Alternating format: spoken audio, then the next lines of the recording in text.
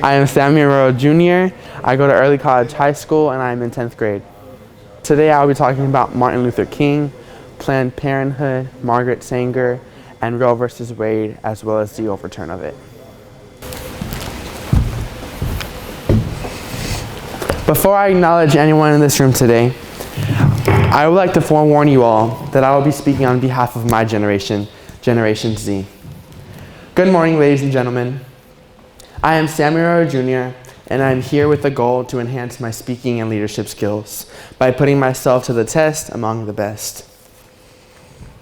Dr. King is one of the most iconic civil rights movement leaders of all time, and his legacy is still influenced to this day.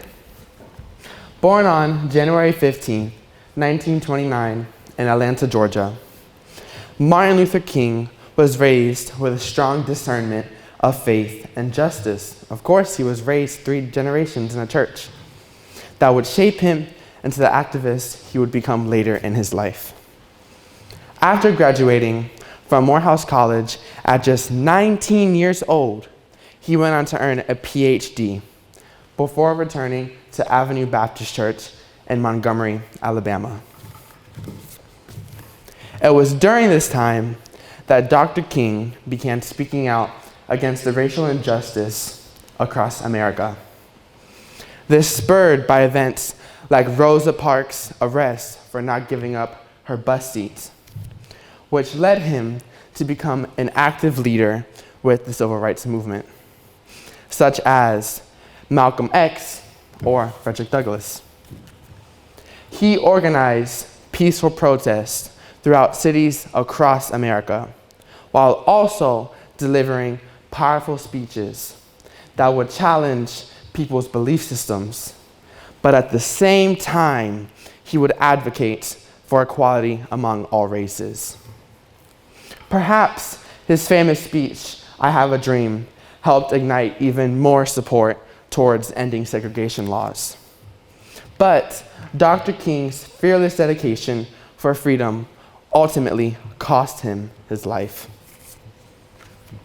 When he was assassinated in Memphis, Tennessee, April 4th, 1968, even though he passed, he left behind an incredible legacy of courage, inspiration, hope, but most of all, change. Despite facing extreme violence and oppression in his life, it can be said without exaggeration that undoubtedly Mr. Martin Luther King will forever remain one of the greatest influencers of all time. But let's rewind to the year 1966. Bell bottoms weren't the only thing happening. This was the year Reverend King won the Margaret Sanger Award. Who is Margaret Sanger? I'm glad you asked. Margaret Sanger is a name that has been synonymous with reproductive rights since the early 20th century. She was an American nurse, writer, and birth control activist who opened her first birth control clinic in 1916. She was a pioneering advocate for women's bodies, leading to her helping pave the way for Roe versus Wade, which was for the main purpose of legalizing abortion nationwide in 1973. Even though she has helped a multitude of women, it was tarnished due to her believing in eugenics, which led to her true colors being revealed. But first, you must ask, what is eugenics?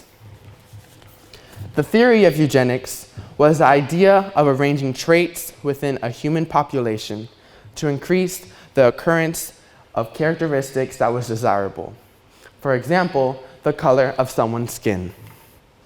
This led to her downfall because there is proof of her emphasizing how she truly felt about minorities. She once said, "Black people, poor people, slaves, Latins, and Hebrews are human weeds." One more example I have is when she first opened that abortion clinic in 1916. She said, while speaking with her doctors, We do not want word to get out that we want to exterminate the Negro population. When I read this fact, end quote, I became overwhelmed of how can a person think and act like this? It is clear that she was a Hitler in disguise, and we must never permit history to repeat itself once again. It was repugnant and a disgrace towards humanity. Many people did not know of her true intentions until she died, which leads me to believe that Martin Luther King was not privy to this information as well. But I believe if Dr. King was alive to experience Roe versus Wade and the overturn, he would have conflicting feelings.